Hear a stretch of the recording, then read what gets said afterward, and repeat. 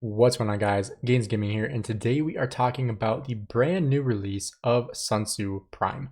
Now, I'm not sure why his name is not Sun Tzu Prime and he doesn't have the P in here, because that's what we've seen with the previous ones. They have that P, so I'm not sure if they're going to add that here. But this is going to be a game-changing introduction into Rise of the Kingdoms, as we all anticipated. Now, we also have another commander that we'll be covering in a separate video of Ivar or Ivar, however you say it. But today we're going to be focusing primarily on Sun Tzu, because I think that he is the more important commander of the two. Now, we are going to do a full breakdown of his skill kit and talk about what I think this means for the game, because I do think that this shakes up the meta in infantry and in the game overall. Now, first of all, he's an infantry, versatility, and smite tree commander. Smite is absolutely amazing. I think that he is going to be a great primary commander. I think he is someone you want to run as the primary. His first skill, fluid formation. The biggest thing here that we need to talk about before we even look at the skill is the rage requirement of being 900. That's insane. Already he has a huge advantage of having a lower rage requirement than pretty much every other commander of the game, besides like maybe Genghis Khan, and maybe there's a couple other commanders I'm forgetting about, but he only needs 900 rage to fire off a skill, which is crazy.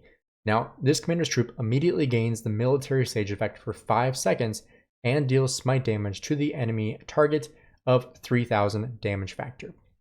The military sage effect is that when they deal smite damage to a target troop, this commander's troop also deals up to 20% of this smite damage as fixed true damage to up to 2 enemy troops in a fan. This effect can be triggered up to 1 time per second. Now, this is what his skill looks like. That's his primary, and then I believe it will show his secondary here.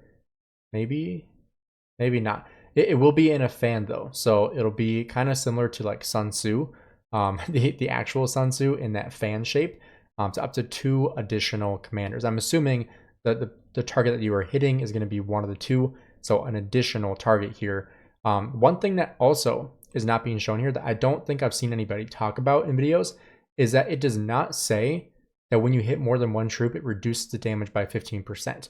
Now, maybe that is still going to trigger, but when you look at commanders like Ethelfled, she actually does not reduce the damage taken by the enemy by 15% per target. That's one nice thing about Ethel. I don't see that here as well. Like if you look at any other AoE commander, like let's look at this one here, every additional target reduces the damage to each target by 15%. Every AoE commander says that for the most part, besides like Ethelfled. And now here, same thing with Sun Tzu. So those 2 enemies, they don't see that reduction to the damage that you are dealing. And we will get to the expertise, but the expertise does upgrade this to, I believe, 30%, but we'll get to that here in a minute. So that's one thing, again, I haven't heard anybody talk about, that this damage is not reduced when you're hitting more than 1 troop. So that's a huge upside for Sun Tzu. The second skill, War for Peace. This is a passive skill. This commander's infantry units gain 25% march speed, which is great. If this commander is in a field troop, so anytime you're in the field, their infantry units gain 20% infantry health and 30% infantry attack bonus. That is fantastic. His third skill, if this commander is in the field, infantry units gain 20% defense, and if the military sage effect is active, which is anytime you run an active skill is going to be active, this commander's troop deals 10% more smite damage and has a 50% chance to deal an instance of smite damage for every basic attack, damage factor of 400. This effect can be triggered up to 1 time every 3 seconds.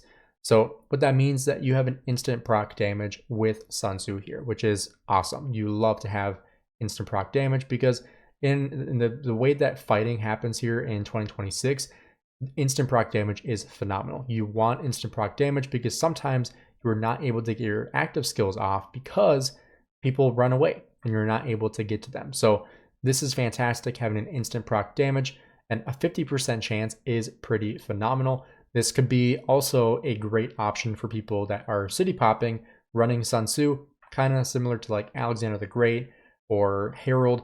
These instant proc damage commanders are phenomenal for city popping for this exact reason. His fourth skill, this commander's troop takes 10% less damage, just an overall less damage stat, just great. and gains 20 extra rage for every one enemy troop that takes fixed true damage from the military sage effect. And so presumably when you're in a murder ball, you're going to be hitting 2 people because it's going to hit up to 2 enemy targets. If you're doing a duel, obviously this is not going to be as good, but in a murder ball, you're going to gain 40 additional rage because of this skill, because you're hitting 2 people, you're getting 40 total rage. Also, has a 100% chance to deal 2% more damage for the next 5 seconds whenever gaining rage from this effect. This effect can stack up to 5 times, and its duration resets whenever it gains another stack. So essentially up to 10% more damage, all damage, for the next 5 seconds. That is phenomenal. And his expertise, this commander's troop immediately gains the military sage effect for 5 seconds and deals smite damage to the target troop, damage factor 3000. And the military sage, when dealing smite damage to a target troop, this commander's troop also deals 30% of the smite damage as fixed true damage to up to 2 enemy troops in a fan, can be triggered up to 1 time per second. So again, you're basically doing this every second. That's insane. Like, you're just constantly doing AoE damage. This reminds me of QSH, because QSH is pretty much always doing AoE damage. This looks like it's going to be QSH 2.0 essentially, because you're always going to be running this true damage. Now, it isn't going to be as much as his initial skill, but you're now doing 30% instead of that 20% that you had before. So 30% of your damage factor, essentially 900 damage factor here, if that math is correct, as smite damage to 2 enemy troops in a fan. And it's not reduced by that 15% per target. Like, overall, I think that every single person should be using Sun Tzu here, Sun Tzu Prime, because I think he is 100% automatically in a top 1, top 2 pairing in infantry. I think that's just common sense. I think that's obviously going to be the case here. Now, let's talk about pairings a little bit. Obviously, we have a lot of different options, and in my opinion, running 2 infantry is probably the meta right now. And you have, obviously, your BQ and Luce. That's obviously has been the #1 march that you can run for a while now. Ever since BQ came into the game, this has been the #1 march to run in the open field for infantry. Now, the addition of Sun Tzu in the game kind of changes things up a little bit, because before, William Wallace was a commander that's you probably don't want to run him, he's not great. And this release of the new infantry was either going to permanently bench William Wallace or bring him back. And I honestly believe this will potentially bring him back. Now, the biggest difference here is I want to see how BQ pairs with Sun Tzu, or how Luce pairs with Sun Tzu. Because if you were able to use Sun Tzu with BQ, for example, or with Luce, and then you can run Scipio with the other option, I honestly think that might be better than running William Wallace and Sun Tzu Prime. Now, obviously, we're going to have to see testing on this. We're going to have to do a lot of research on this to figure out what's going to be best. But I think that this could potentially open up an option to still use Scipio. Now, I do think that potentially running William Wallace with Sun Tzu Prime might be the better option, and then just run all full pincer smite damage commanders for infantry. For me personally, though, I have a wedge formation for my infantry, so that still leads me to not be able to run 2 pincers. Now, my pincer formation is absolutely amazing. This is just insane that I have this on my pincer. This is by far my best set here for my armaments, but I don't have a second one. So I think for the time being, I'm crossing my fingers I can still use Scipio here and potentially run Scipio, Luce, and then BQ and Sun Tzu, and figure out which one needs to be primary. Potentially Sun Tzu is primary. They both have the smite tree, and they both have infantry. So it doesn't really matter which one is primary in terms of the skill tree, but in terms of who's gonna need their skill to fire off first, I think Sun Tzu might be the better option. We'll have to do some research on that to see what's going to be the better option there. But I think there is still a chance that you could run Scipio. But I think I've said this before. I think they're moving in the way of smite damage. I think infantry is moving to smite damage. I think the release of Sun Tzu Prime is making this very obvious that they're moving towards might damage.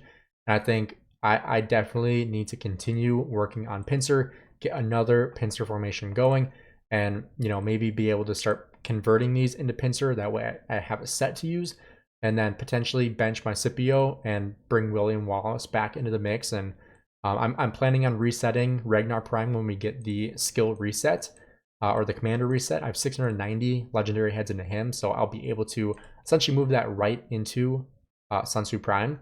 My biggest concern here is I only have 34,000 gems. So that makes things a little bit interesting because I need the gems and I do not have the gems. So I've been gathering gems. I have been also trying to AoE barb. It was pretty convenient for me having the strategic reserve event because I am hopefully going to finish in first place here and get another 1,500 gems to put toward that. But I need to continue getting more gems for this event because if you guys have not seen, the skill reset is going to cost 69,000 gems to fully reset a commander of 690 heads, like I am planning on doing with Ragnar Prime. So that 690 heads is going to be expensive. I mean, in the grand scheme of things, 69,000 gems for 690 gold heads is insane value. But for me, being broke on gems right now and not really having any gems in my bag that I typically do, it does kind of suck. So I need to continue grinding for that before the event arrives. That way I am prepared and I'm ready to get those heads back to move into new commanders such as Sun Tzu Prime. But I'm curious to see what you guys think about Sun Tzu, if you plan on investing in him or if you don't think he is worth investing into. I personally am a huge advocate for investing into Sun Tzu Prime. I think he is definitely going to be a great option. It will be interesting to see if you're only running one infantry, if he's still going to be the best option, or if Luce BQ is still better. Not quite sure on that, but 3,000 damage factor is crazy. That extra AoE damage that you're doing pretty much every single second is also crazy. So I truly think that he is going to be like a QSH 2.0, where he's basically the infantry version of QSH, always doing AoE damage. The difference here is that instead of circular, is in a fan formation. So that's the only caveat to that AoE damage, is it's not circular, but it is still fantastic. So let me know what you guys think down below in the comments. Thank you for checking out this video, and I'll see you guys next time.